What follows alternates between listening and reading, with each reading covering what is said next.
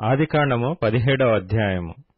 అబ్రాము 99 ఏండ్ల వాడైనప్పుడు యెహోవా అతనికి ప్రత్యక్షమై, నేను సర్వశక్తిగల దేవుడను, నా సన్నిధిలో నడుచుచు నిందారహితుడివై యుండుము.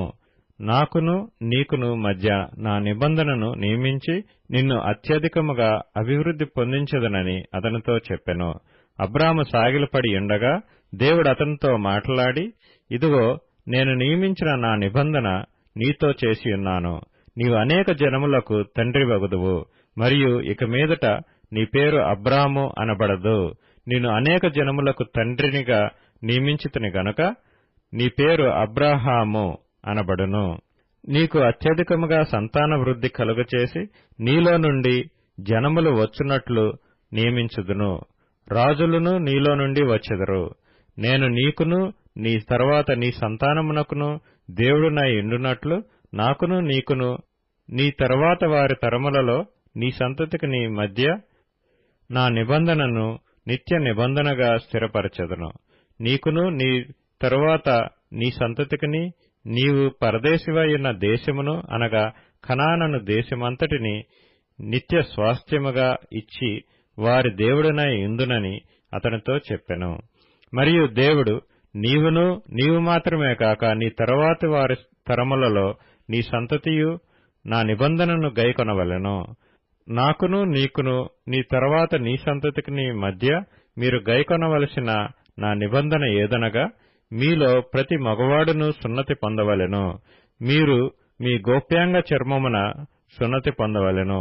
అది నాకు నీకు మధ్యనున్న నిబంధనకు సూచనగా ఉండును. 8 దినముల వయస్సు గలవాడు అనగా నీ ఇంట పుట్టినవాడైనను నీ సంతానము కాని అన్యుని యొద్ద వెండితో కొనబడినవాడైనను మీ తరములలో ప్రతి మగవాడు మీలో సున్నతి పొందవలెను.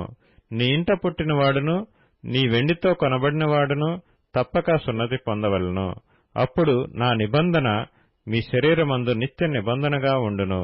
సున్నతి పొందని మగవాడు అనగా ఎవని గోప్యాంగ చర్మమున సున్నతి చేయబడదో అట్టివాడు తన జనులలో నుండి కొట్టివేయబడును.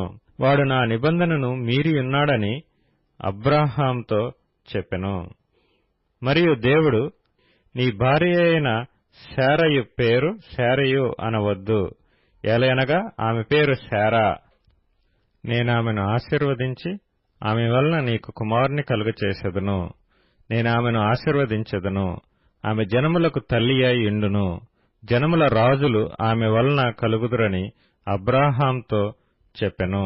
అప్పుడు అబ్రాహాము సాగిలపడి నవ్వి, 100 ఏండ్ల వానికి సంతానము కలుగునా, 90 ఏండ్ల శారా కనునా అని మనసులో అనుకొనెను. అబ్రాహాము, ఇష్మాయేలు నీ సన్నిధిని బ్రతుకుననుగ్రహించుము అని దేవునితో చెప్పగా, దేవుడు, నీ భార్య అయిన శారా నిశ్చయముగా నీకు కుమారుని కనును. నీవతనికి ఇస్సాకు అని పేరు పెట్టుదువు. అతని తరువాత అతని సంతానము కొరకు నిత్య నిబంధనగా నా నిబంధనను అతనితో స్థిరపరచెదను. ఇష్మాయేలును గూర్చి నీవు చేసిన మనవి నేను వింటిని. ఇదిగో, నేనతనిని ఆశీర్వదించి అతనికి సంతానాభివృద్ధి కలుగచేసి అత్యధికముగా అతని విస్తరింపచేసెదను. అతడు 12 మంది రాజులను కనును. అతనిని గొప్ప జనముగా చేసెదను.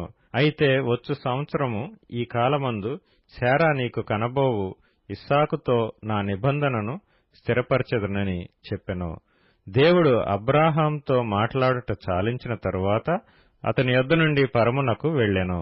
అప్పుడు అబ్రాహాము తన కుమారుడైన ఇష్మాయేలును, తన ఇంట పుట్టిన వారినందరినీ, తన వెండితో కొనబడిన వారినందరినీ, అబ్రాహాము ఇంటి మనుష్యులలో ప్రతి వానిని పట్టుకొని దేవుడు తనతో చెప్పిన ప్రకారము ఆ దినమందే వారి వారి గోప్యాంగ చర్మమున సున్నతి చేసెను.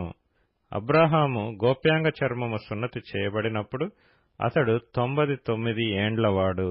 అతని కుమారుడైన ఇష్మాయేలు గోప్యాంగ చర్మము సున్నతి చేయబడినప్పుడు అతడు 13 ఏండ్లవాడు. ఒక దినమందే అబ్రాహామును అతని కుమారుడైన ఇష్మాయేలును సున్నతి పొందిరి. అతని ఇంట పుట్టిన వారును, అన్యుని యొద్ద వెండితో కొనబడిన వారును, అతని ఇంటిలోని పురుషులందరూ అతనితో కూడా సున్నతి పొందిరి.